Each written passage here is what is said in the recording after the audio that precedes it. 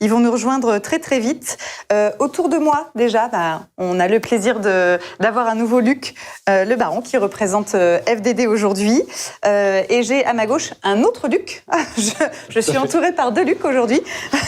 Donc Luc Dehaye, c'est ça, je ne dis pas de bêtises. Et vous êtes chargé de la sécurité routière au ministère de l'Intérieur. C'est bien ça, je ne dis pas de bêtises. Ok, super. On va pouvoir parler aujourd'hui, on va faire une table ronde sur l'univers de la fourrière. Et on attend nos deux autres invités pour commencer. Mais je vais peut-être laisser la parole à Luc qui va se présenter rapidement, nous expliquer un petit peu ce qu'il fait dans la vie. Tout à fait. Je vous remercie tout d'abord de votre invitation à participer à ce salon. Tout à fait. La sécurité routière donc, du ministère de l'Intérieur a en charge l'activité et la réglementation des foires automobiles. Donc c'est à la fois les dispositions juridiques du Code de la route, mais également l'animation du réseau des préfectures et des communes, qui sont les autorités qui gèrent les fourrières au niveau local. Également un autre aspect, l'aspect indemnisation des gardiens de fourrière lorsque les fourrières relèvent de l'État, car en effet, comme vous le savez, lorsque un véhicule est abandonné dans la fourrière, il revient du coup à l'État ou à la commune de son prestataire, le gardien de fourrière, pour l'enlèvement, la garde et aujourd'hui l'expertise des véhicules. D'accord, très bien. Plein de sujets. Est-ce que Christine est prête ou pas encore? Non. Alors, Luc, tu nous rappelles pour les gens qui éventuellement nous rejoignent, dis-nous un petit peu ce que tu fais au sein de la FDD. Écoutez, moi je suis donc le président de Fiers d'être dépanneur. Et j'ai eu l'opportunité, et j'en profite puisque M. Dehaye est là, c'est qu'on a eu l'opportunité de travailler ensemble, donc justement sur le corridor de sécurité, puisqu'on a échangé avec Sandra qui était là ce matin, avec M. Dehaye, qui nous a bien aidés et qui est très très efficace quand on avait des questions à lui poser. En fait, les questions, on en a parlé tout à l'heure d'ailleurs en off, mais les retours de mail étaient très rapides et c'est vrai que je le remercie encore une fois pour ses réponses et il nous a bien aidés pour justement faire avancer cette question de sécurité, du corridor de sécurité. Et on va encore travailler ensemble, je pense, parce que maintenant qu'on se connaît... Il y a plein de choses à faire. Voilà, il y a plein de choses à faire. Ça marche. Donc Christine Delaunay vient de nous rejoindre. Bonjour. Christine, vous êtes gérante de la société Delaunay et Fils. Oui. Voilà. Est-ce que vous pouvez nous expliquer un petit peu ce que vous faites ? Donc c'est une entreprise familiale qui a été créée par mes parents. Et on fait donc le dépannage remorquage de véhicules et les motos et également la fourrière automobile. D'accord. Très bien, le gap complet. Et à ma gauche, qui vient de nous rejoindre, Nabil Kessas, qui lui est gérant de Le Perret Dépannage. C'est bien ça, je ne dis pas de bêtises. Ok. Ce qu'a expliqué ma collègue exactement la même chose, donc du dépannage, du remorquage et de la fourrière, effectivement, pour quand on a besoin des administrations. D'accord, très bien, super. Je vais avoir besoin que vous expliquiez à nos téléspectateurs quelles sont un peu les spécificités de l'univers de la fourrière, quelles sont vos contraintes au quotidien, quel est votre rôle, quelles sont vos missions. Nabil, peut-être, est-ce que vous pouvez commencer ? Nous, ici, on est dans le cadre des fourrières, donc quand on est appelé par les services administratifs tels que soit police, gendarmerie, police municipale, donc effectivement, on doit intervenir assez rapidement pour enlever les véhicules gênants, ainsi de suite. Donc oui, c'est notre activité principale dans la fourrière.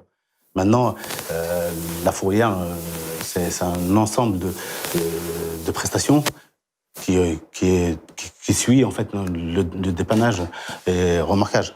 Donc il n'y a pas vraiment de complications, à part qu'il y aura certains points après à discuter et évoluer sur certains sujets. Très bien. Et vous, Christine ? Oui, comme Nabil. Donc on a des conventions avec des mairies.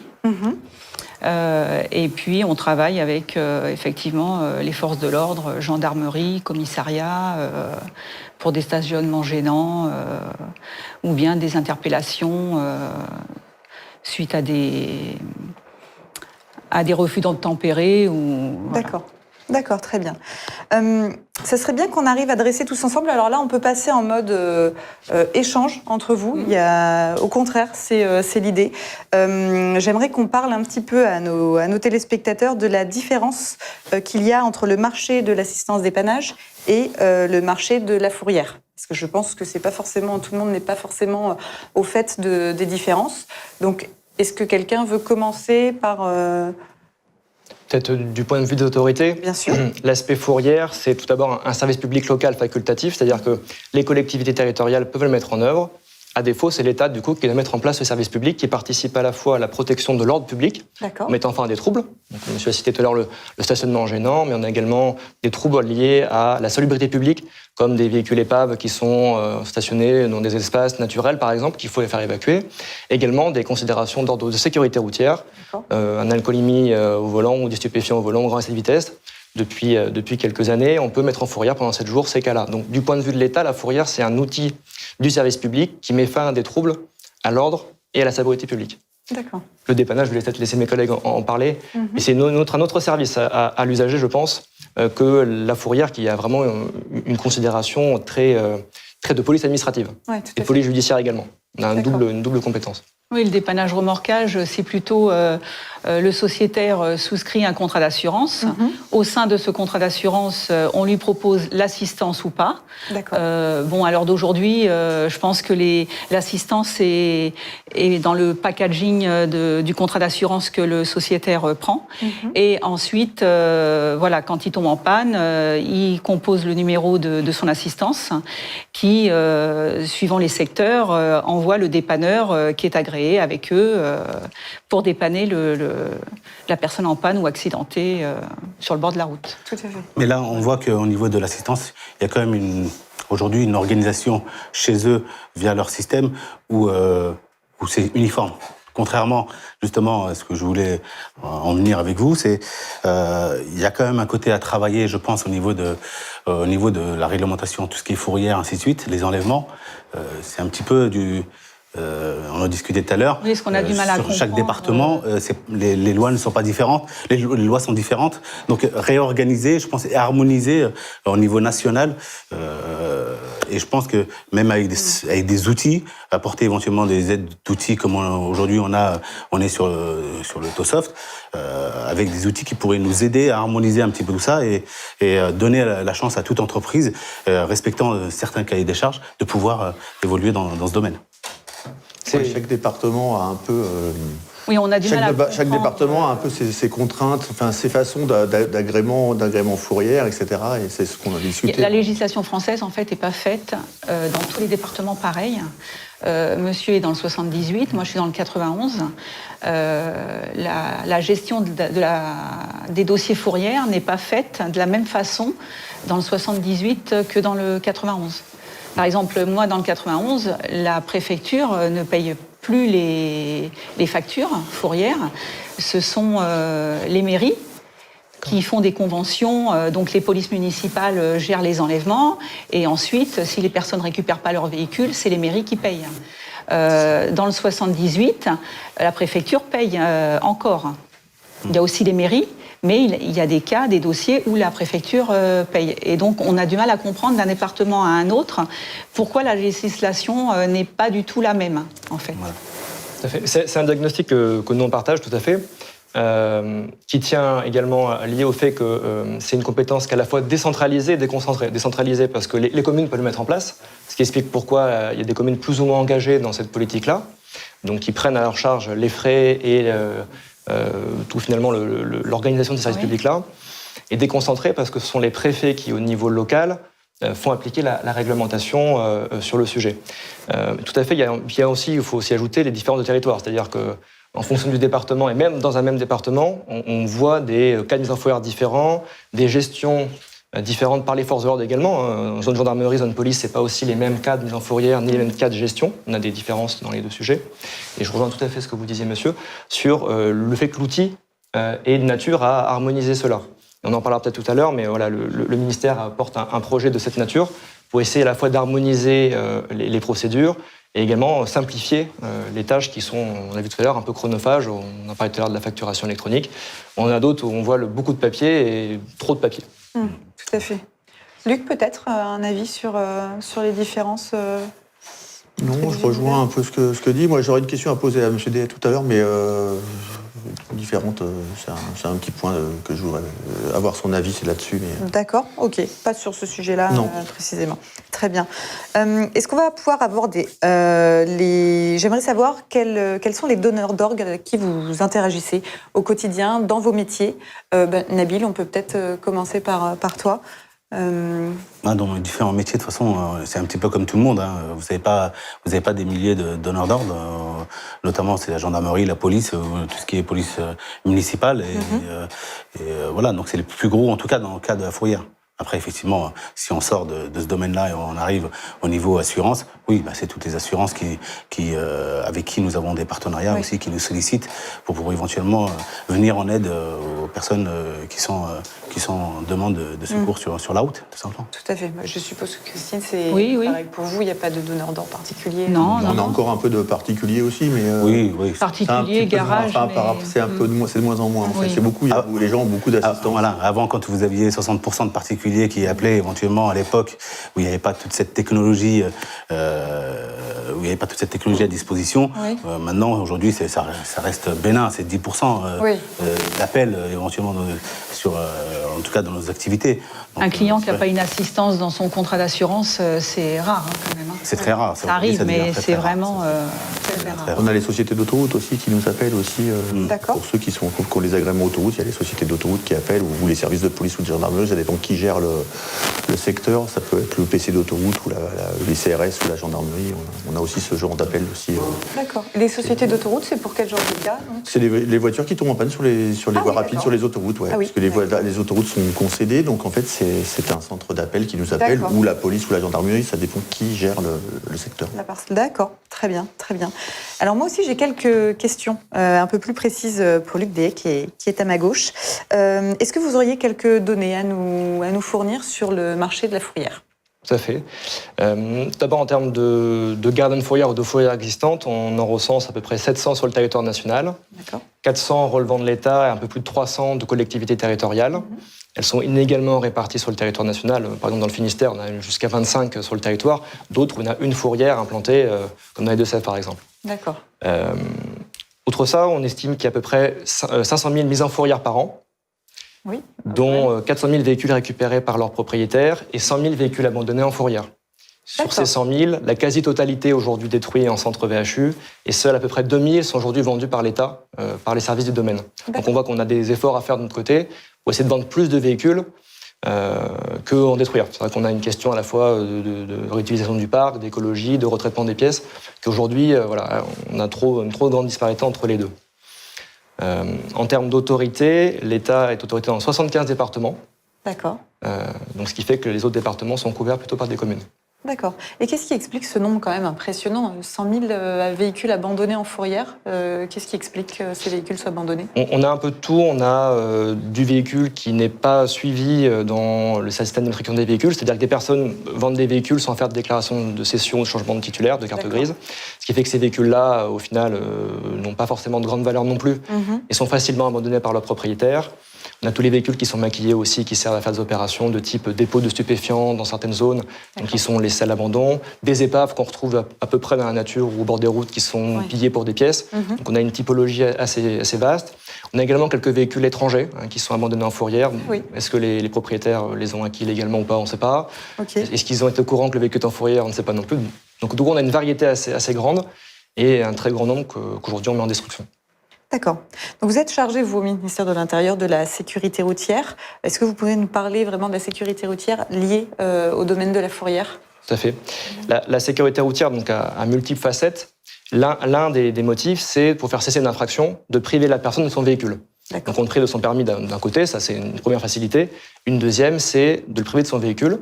C'est un dispositif, donc on appelle dans le jargon l'OPSI 2, qui date d'une loi de programmation de la sécurité intérieure, qui vise à permettre aux autorités locales de mettre en fourrière un véhicule pendant 7 jours.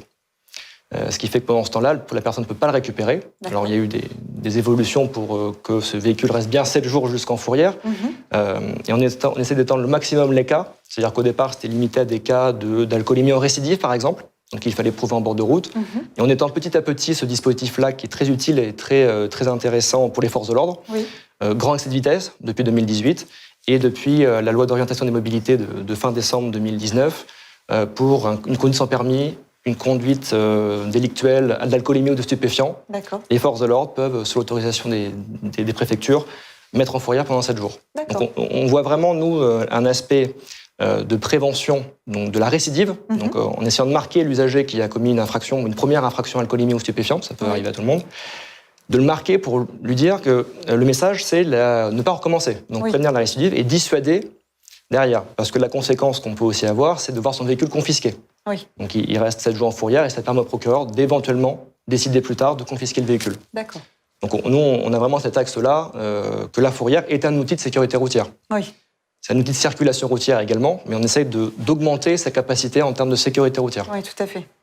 N'hésitez pas à intervenir si jamais vous voulez compléter ou poser des questions. Surtout, sentez-vous libre de le faire. On entend beaucoup parler de l'interface entre les systèmes d'information fourrière et les différents logiciels de gestion de parc. Est-ce que vous pouvez nous en dire quelques mots ? Avec plaisir.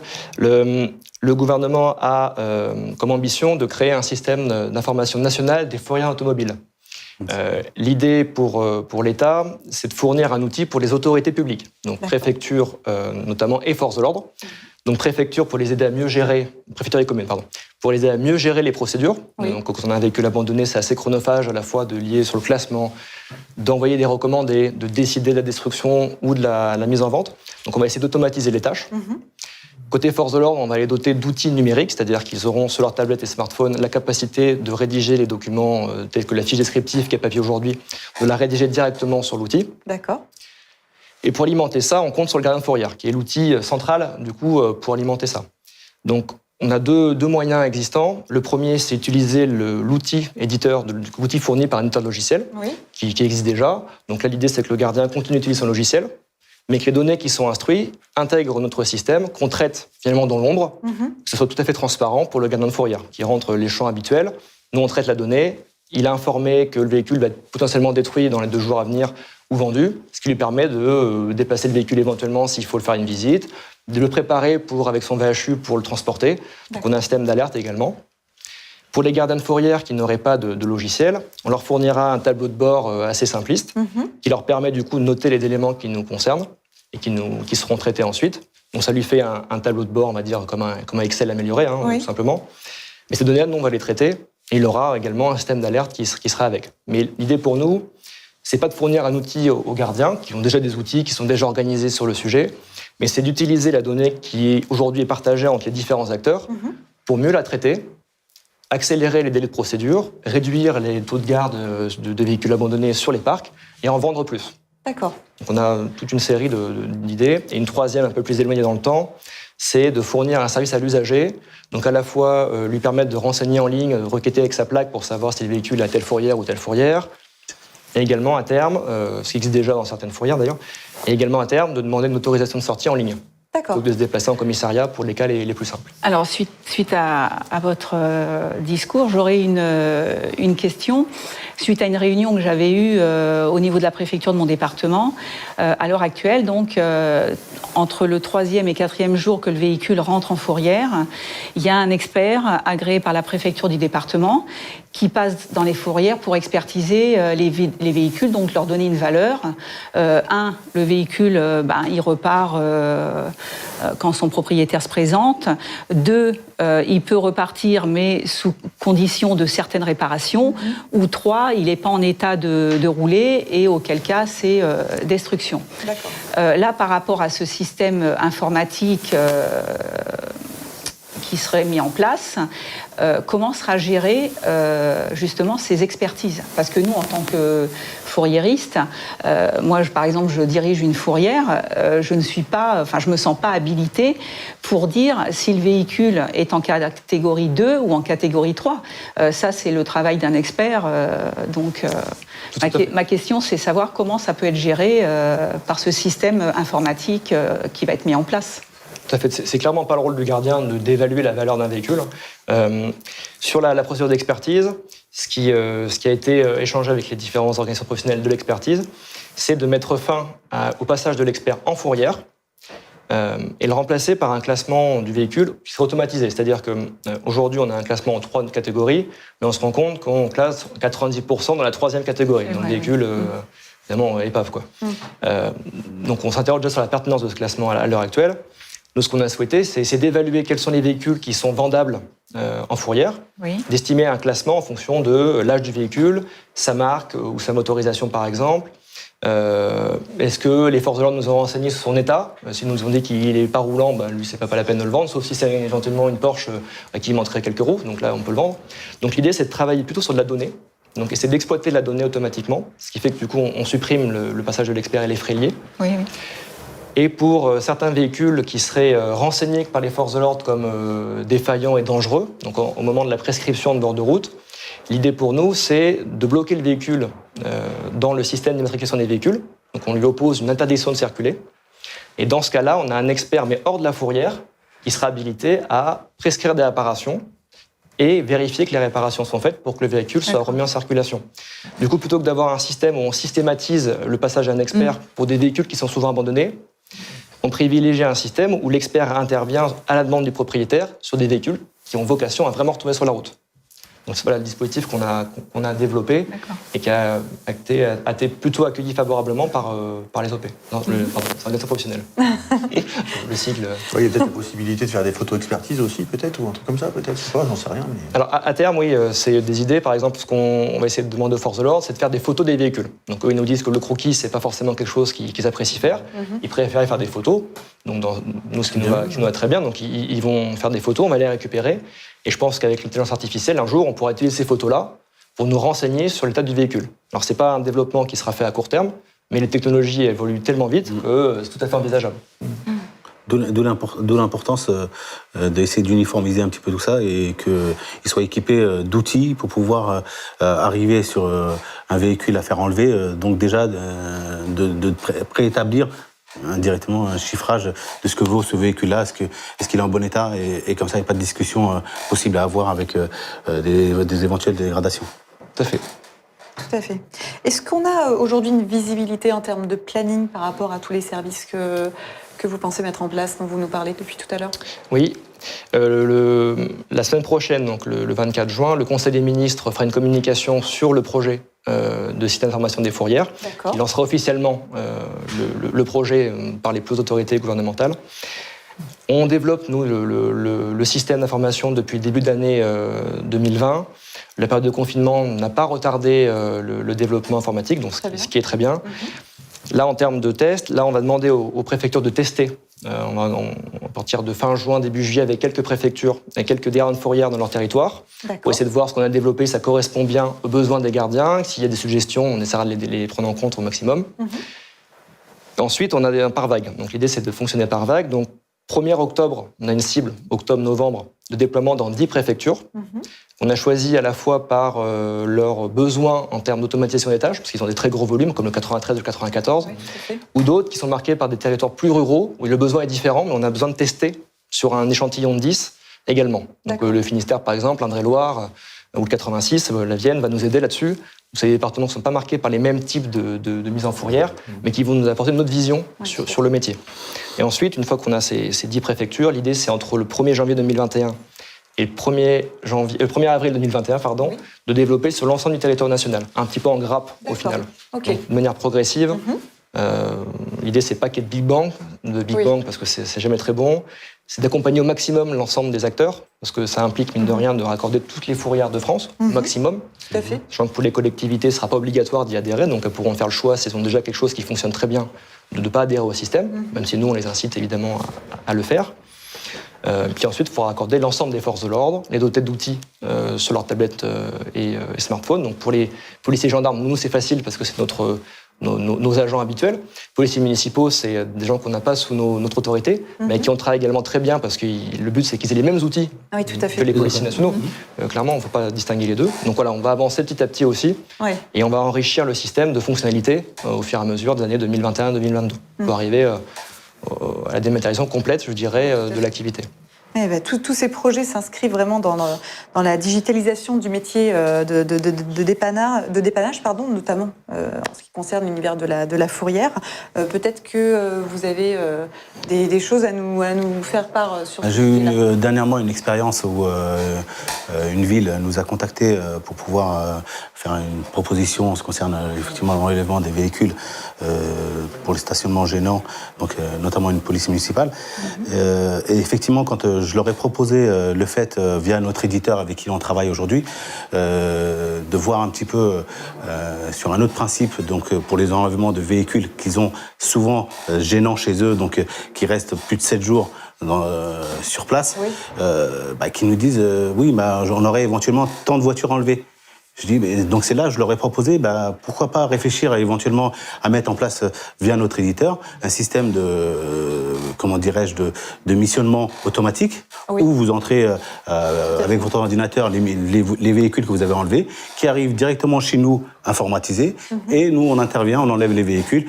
Il n'y a pas de papasserie, il n'y a rien du tout, donc il n'y a même pas de coup de fil, et vous pouvez en même temps même suivre l'état d'avancement du dossier sur le parc. Parce que comme on sera connecté, vous serez connecté à notre système via le logiciel pour pouvoir voir où en est le véhicule. Est-ce que le véhicule, l'expert est passé, ou est-ce qu'il n'est pas passé, le véhicule, est-ce qu'il a été détruit ou non détruit, ainsi de suite. Donc c'est une forme de transparence qu'on a entre nous et l'administration. Ça pourrait être pas mal. Et ça rejoint, en fin de compte, quelque part ce que vous disiez au départ avec votre système où vous travaillez dessus, qui je trouve qui est pas mal.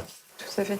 C'est quelque chose qui vous aiderait aussi dans votre quotidien ? Oui, quand j'avais assisté à cette réunion en préfecture de l'Essonne, oui, j'ai trouvé l'idée très intéressante. Okay. Et toi, Luc, de ton côté, c'est plutôt bien vu ? Mais moi, je fais pas de fourrière, donc en fait, j'ai pas ces soucis-là, mais je suis un petit peu... parce que je fais partie, comme Christine, de la commission de sécurité routière de la préfecture de l'Essonne, donc je le suis un peu de loin au niveau des agréments, etc. Mais, tu sens des avis quand même plutôt positifs ? Ouais. Mais c'est pour ça que je voulais voir avec M. Dehaes, si je peux me permettre de vous demander. On a quelques remontées par FDD et par le CNPA, puisque on fait également partie du CNPA, de personnes qui ont des soucis un peu de... Alors là, c'était un cas d'enlèvement de motos, etc., où on enlève des motocross. Où j'ai eu le cas aussi. Christine a eu le cas où on enlève les motos pour 45 €, je crois, un enlèvement moto, les motocross. Et les mecs reviennent chercher les motos en dégradant les locaux, en faisant pas mal de choses. Donc c'est vrai, quelles seraient les possibilités pour améliorer ça, en fait, où en fait on n'a pas tellement, où les collègues n'ont pas tellement de solutions, ni sont un petit peu démunis là-dessus, et en fait on n'ose pas forcément.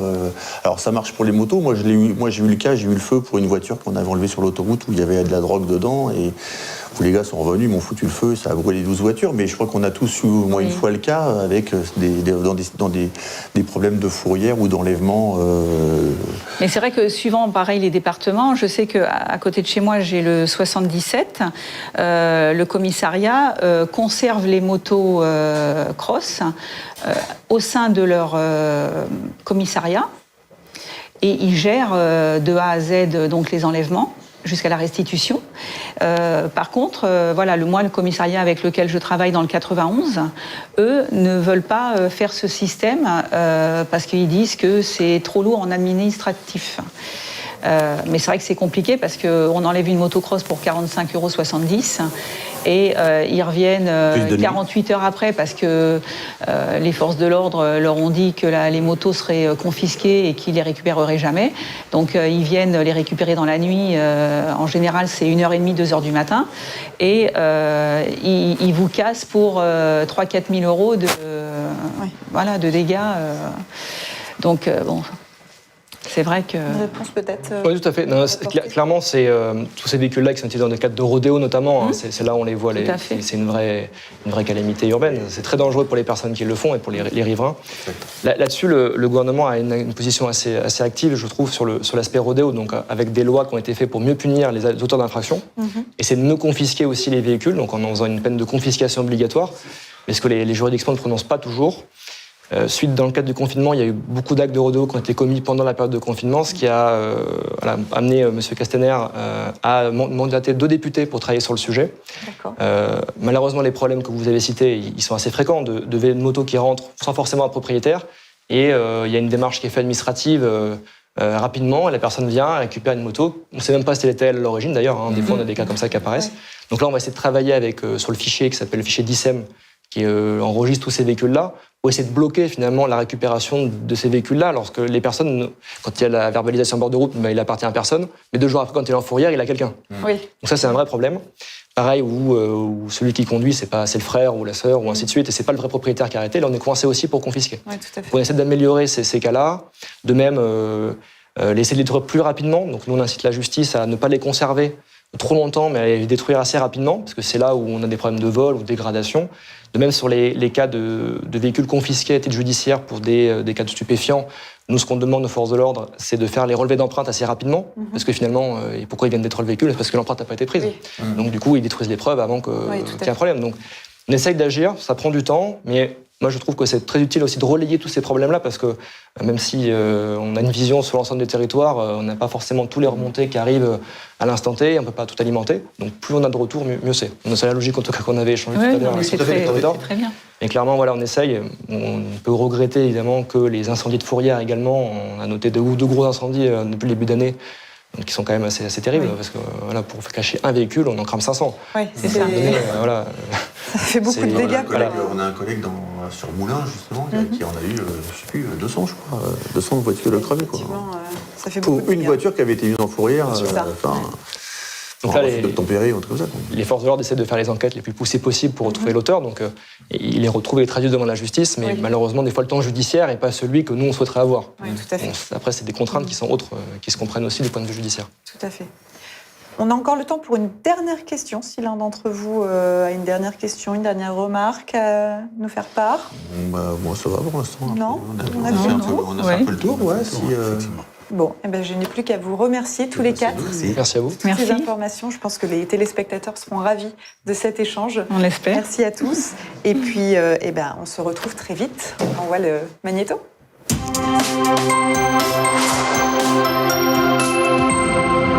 Virtua Auto Show 2020, le premier salon virtuel des dépanneurs d'Europe, est devenu possible grâce à la participation de TOSoft, le logiciel favori des dépanneurs. L'association fière d'être dépanneur, détenteur du record Guinness de parade de dépanneuses. AXA Partners, réinventons le service. GMP Assistance, référence dans la gestion et la coordination des services d'assistance routière. Ventia, spécialiste de la dématérialisation de factures et de l'archivage à valeur probante.